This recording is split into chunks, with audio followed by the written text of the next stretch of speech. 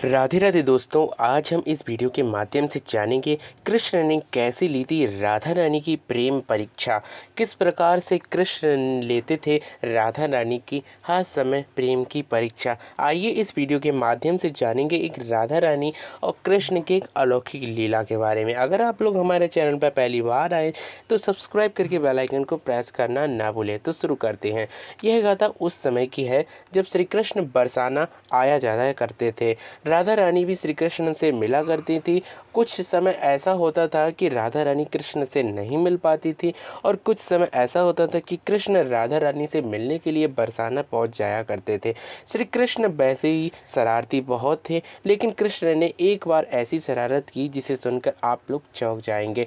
एक बार श्री कृष्ण के मन में आया कि स्वामिनी जी मुझसे कितना प्रेम करती है, इसकी मुझे परीक्षा करनी चाहिए। तब श्री कृष्ण ने एक गोपी का रूप धारण कर कर राधा रानी के पास जाने का निर्णय किया। गोपी भी ऐसी जो 16 श्रृंगार कर कर आई होती हो, जो स्वयं राधा रानी से भी सुंदर लगती हो। यह सुनते ही, यह देखते ही सभी लोगों के मन में यह लगने लगी कि एक कोई अच्छी गांव की ग्वालिन आई है, जिसे देखने के लिए स्वामी जी राधा रानी अवश्य आएंगे। श्री कृष्ण ने ऐसा ही श्रृंगार किया और श्रृंगार के पश्चात पहुंच जाते हैं बरसाना धाम। बरसाना धाम में जैसे ही वे स्वामी जी के पास आते हैं, तब स्वामी जी से कहते हैं कि स्वामी जी, आपकी तो बहुत ही ज़्यादा चर्चा है, आप कृष्ण से प्रेम करती हैं। यह सुनकर राधा रानी सकुचाती हैं और कहती हैं कि ग्वालिन, तुम कैसे कह रही हो।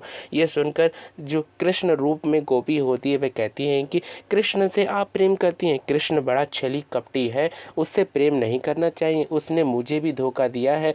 मैं एक ऐसे गांव से आई हूँ जहाँ कृष्ण का आना जाना रहता है। कृष्ण अपनी गाय चराता है और वहाँ आकर मुझसे बहुत ही ज़्यादा बातें प्रेम की करता था, लेकिन कृष्ण ने मुझे धोखा दिया और धोखा देने के पश्चात वह नहीं मिलने आता है और साथ ही साथ उसने मेरे माता पिता से भी बहुत ही ज़्यादा खिल्ली उड़वाई है। यह सुनकर राधा रानी कहती हैं कि ऐसा कृष्ण नहीं कर सकते हैं।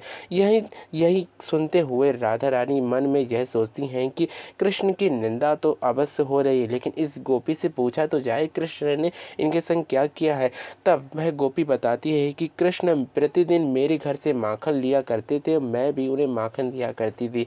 कृष्ण के माखन लेने और देने की इस चर्चा से मुझे उनसे प्रेम हो गया। प्रेम बातों ही बातों में होने के पश्चात जब कृष्ण ने मुझे छला तो मैं छल कर ही रह गई। इसलिए मैं कहती हूँ कि उस छली कपटी से नहीं आपको मिलना चाहिए और ना ही उससे प्रेम करना चाहिए, क्योंकि वह भी आपको एक दिन ना एक दिन धोखा अवश्य देगा। चाहे वह कोई भी ले लो, लेकिन कृष्ण से आप प्रेम मत करना। यह सुनकर स्वामिनी जी कहती हैं कि कृष्ण की निंदा आप ना करें, तभी सही रहेगा।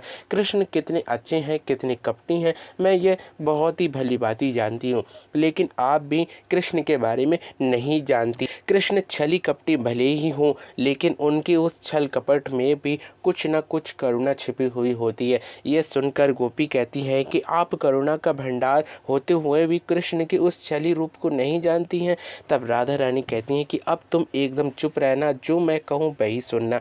तब राधा रानी बताती हैं कि कृष्ण जब बांसुरी बजाते हैं तो सारी प्रकृति उठने लगती है, झूमने लगती है।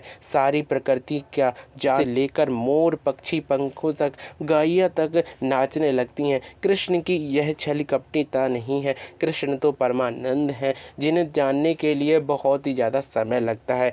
शायद उन्हें जानने के पश्चात भी यही लगेगा कि मैं उन्हें नहीं जानती हूँ। कृष्ण के बार बार इस प्रकार तारीफ करते हुए राधा रानी बताती हैं कि कृष्ण के विषय में निंदा नहीं करनी चाहिए। कृष्ण के उस तत्व को देखना चाहिए कि कृष्ण कृष्ण प्रकार से बांसुरी बजाते हैं और मोरों को नचाते हैं। क्या आप ऐसा कर पाएंगी? नहीं कर पाएंगी, क्योंकि कृष्ण के रूप में कोई भी हो, लेकिन कृष्ण कृष्ण ही रहेंगे। इसलिए आप कृष्ण की निंदा छोड़ दीजिए। इसके पश्चात श्री कृष्ण को पता चल गया कि कृष्ण की निंदा करने वाले से भी राधा रानी बहुत ही ज़्यादा जलती हैं। इसी के संग हम आपको बता दें, कृष्ण ने यह परीक्षा इसलिए की ताकि इस संसार को बता सकें कि राधा रानी और कृष्ण में कोई भेद नहीं है, और कृष्ण की जो निंदा करता है राधा रानी उसे कभी भी अपने शरण में नहीं लेती हैं। वैसे ऐसा कोई भक्त भक्त हुआ ही नहीं है जो राधा रानी का भक्त हो और कृष्ण की सेवा ना करता हो। वह गोपियों के मान करने पर बहुत सी कथाएं आपने सुनी होंगी, लेकिन वह भी श्री कृष्ण की परीक्षा के स्वरूप में ही थी। ऐसे ही वीडियो के संग नई इन्फॉर्मेशन के संग फिर से मिलेंगे एक नई इन्फॉर्मेशन के। तब तक के लिए मेरे संग प्यार से बोलते रहिए राधे राधे।